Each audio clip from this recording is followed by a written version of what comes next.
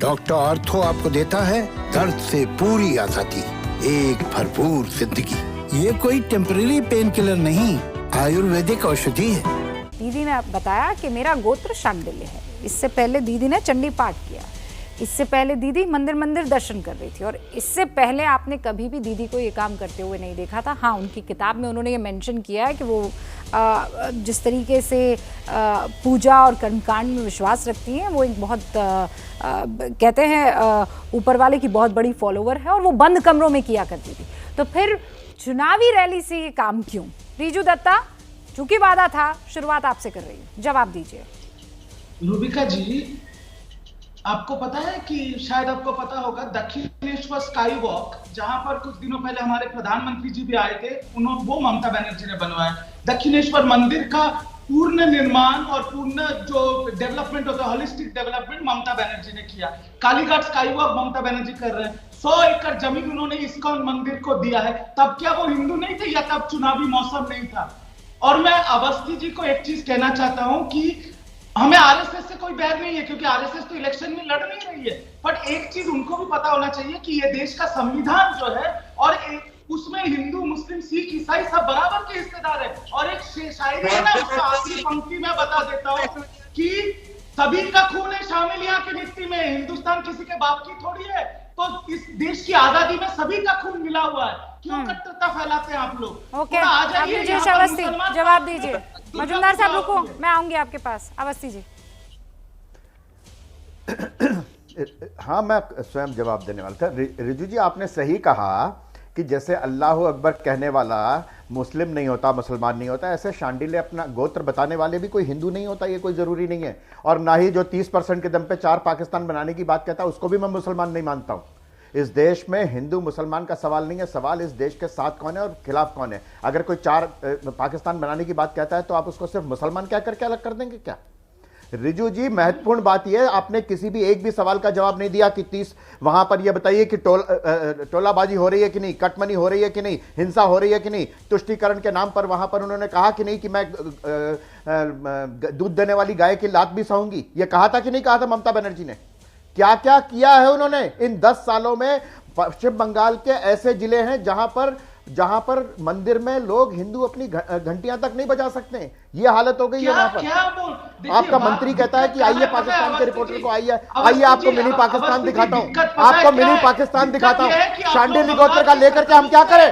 अगर मुझे वहां पर सरस्वती पूजन का हक नहीं है तो आपके शांडिल्य गोत्र का मैं क्या करूंगा? आप शांडिल्य गोत्र करती हैं, आपका शांडिल्य गोत्र हो या पूजा पाठ करती है, मुझे कुछ नहीं लेने देना।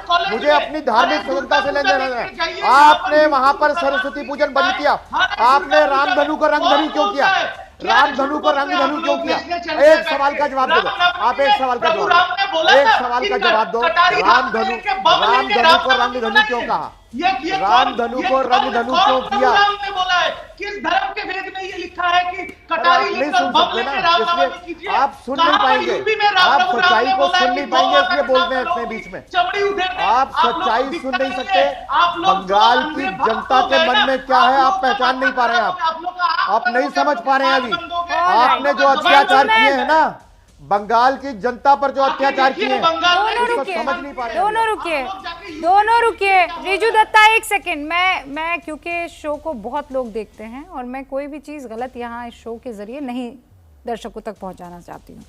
अब निजेश अवस्थी जी, मुझे नहीं लगता कि ऐसी कोई भी जगह है जहां पर मंदिर में घंटियां बजाने से कोई बंगाल में डर रहा है। ये तो क्लैरिटी है। मजूमदार साहब, ऐसा है? मैं बताता हूँ, मैं इसलिए बता देता हूँ। मैं आपको बोल रहा हूँ, नादिया जिले में और एक हाँ, मजूमदार जी एक सेकंड रुक जाइए, चूंकि उन्होंने आरोप लगाया। 20 सेकंड उनको देने दीजिए, फिर उनके पास खबर का। मैं व्हाट्सएप और सोशल मीडिया की खबर की बात नहीं कर रहा हूँ, मैं एक जिम्मेदार चैनल की रिपोर्टिंग की बात कर रहा हूँ। मैं इसलिए ये नहीं कहता, मैं खुद इस बात के लिए होता हूं कि मैं किसी भी ऐसी बात को ना कहूं जिसमें जरा सा भी। ऑलराइट, अवस्थी जी रुक जाइए।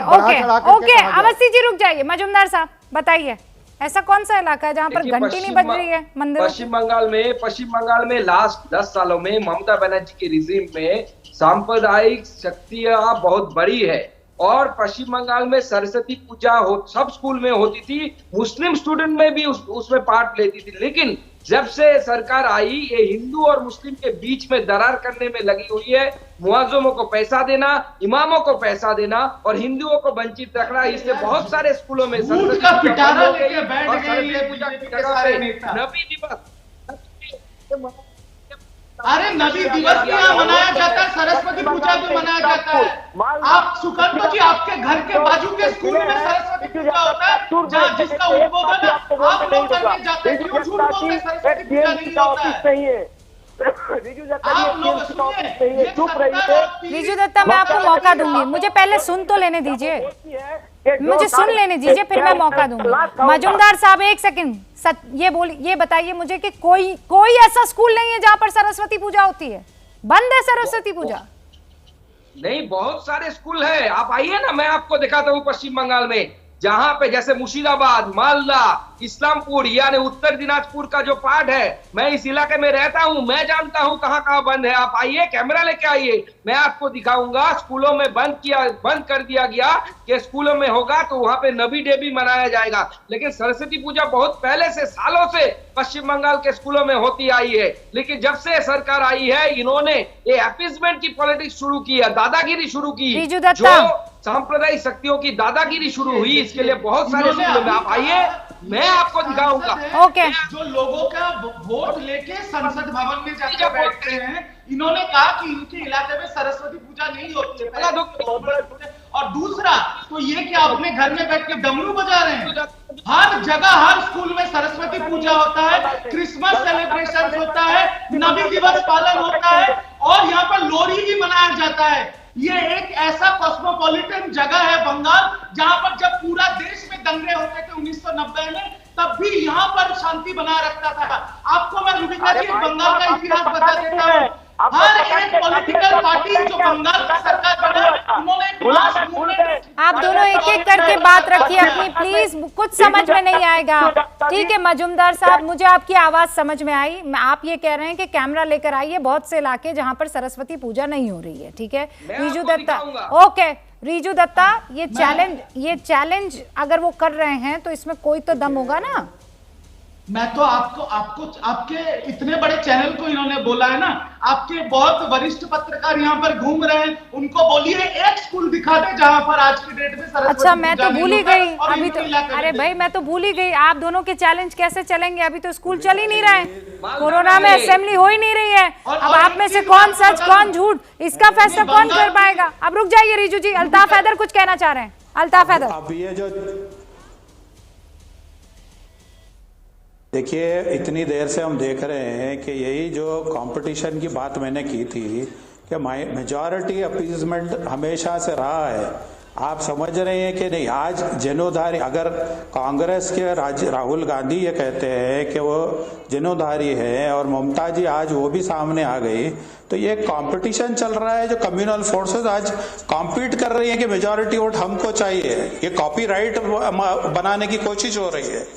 हम डेवलपमेंट की बात हम शुरू से कर रहे हैं। हमारे ऊपर जो डिस्क्रिमिनेशन हुआ है, जो सो कॉल्ड सेक्युलर पार्टीज हमारा वोट लेके हमारे खिलाफ जो डेवलपमेंट हमारे साथ नहीं हुआ है, जो नाइंसाफी है उसकी बात कर रहे हैं और हम डेवलपमेंट की बात कर रहे हैं। हम कह रहे हैं कि हमारे को स्कॉलरशिप दीजिए। आज आप देखिए हमारी कम्युनिटी में सबसे ज्यादा कोई पढ़ रहे हैं तो वो ये किस पार्टी का नेता कह रहा है? ऑल इंडिया मजलिस-ए-इत्तेहादुल मुस्लिमीन का।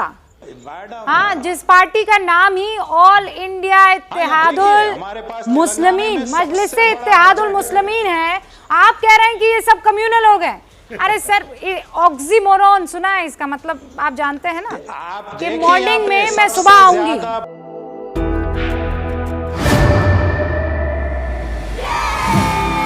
घुटना, कंधा या कमर, चाहे जैसा हो दर्द, डॉक्टर ऑर्थो आपको देता है दर्द से पूरी आजादी, एक भरपूर जिंदगी। ये कोई टेम्परेरी पेन किलर नहीं, आयुर्वेदिक औषधि है।